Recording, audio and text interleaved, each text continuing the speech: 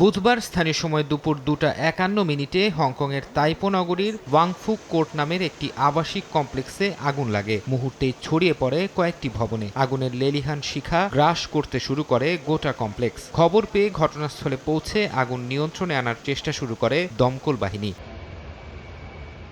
আগুন নেভাতে মোতায়েন করা হয় প্রায় 1000 খানেক দমকল কর্মী। অভিযান চালিয়ে ভবনগুলো থেকে বেশ কয়েকজনের মরদেহ উদ্ধার করা হয়। আগুন নেভাতে গিয়ে দমকল কর্মী নিহতেরও খবর পাওয়া গেছে। অগ্নিকাণ্ডে আহত ও দগ্ধ কয়েকজনকে নেওয়া হয়েছে হাসপাতালে। অনেকে এখনও নিখোঁজ থাকায় হতাহতের সংখ্যা আরও বাড়তে পারে বলে আশঙ্কা করা হচ্ছে।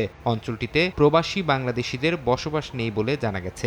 আমার জানা মতে তাইপোতে এখন কোনো বাংলাদেশি থাকেন না। বিগত কয়েক বছরে তাইপোতে থাকলেও এই বছর থ্যাঙ্কফুলি কেউ ছিল না। ভবনগুলোয় সংস্কার কাজ চলায় বাইরের দিকে বাঁশ, নেট ও পলিস্টাইরিন বোর্ড দিয়ে ঘেরা ছিল। বাঁশ ও পলিস্টাইরিন বোর্ডের কারণে আগুন দ্রুত ছড়িয়ে পড়ে বলে জানিয়েছে হংকংয়ের দমকল বিভাগ। অগ্নিকাণ্ডে জড়িত সন্দেহে কয়েকজনকে আটক করেছে পুলিশ। ভবনগুলোর বাসিন্দাদের অনেককে অস্থায়ী আশ্রয় কেন্দ্রে দেয়া হয়েছে খাবার, প্রয়োজনীয় ওষুধপত্র। বৃহস্পতিবার তাইপো এলাকার স্কুল বন্ধ থাকবে বলে ঘোষণা দিয়েছে হংকং কর্তৃপক্ষ।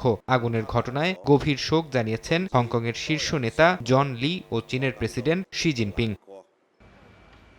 তাইপোর আবাসিক এলাকাটি বেসরকারি হাউজিং কমপ্লেক্স। এখানে কয়েকটি বহুতল ভবন রয়েছে। হাউজিং কমপ্লেক্সে প্রায় 2000 ফ্ল্যাট আছে। এই এলাকায় 4600 জনেরও বেশি বাসিন্দা বসবাস করতেন। এর আগে 1996 সালে হংকংয়ের কৌলুন এলাকায় একটি বাণিজ্যিক ভবনে আগুনে 41 জন প্রাণ হারান। ফারহাদ চৌধুরী, সময় সংবাদ।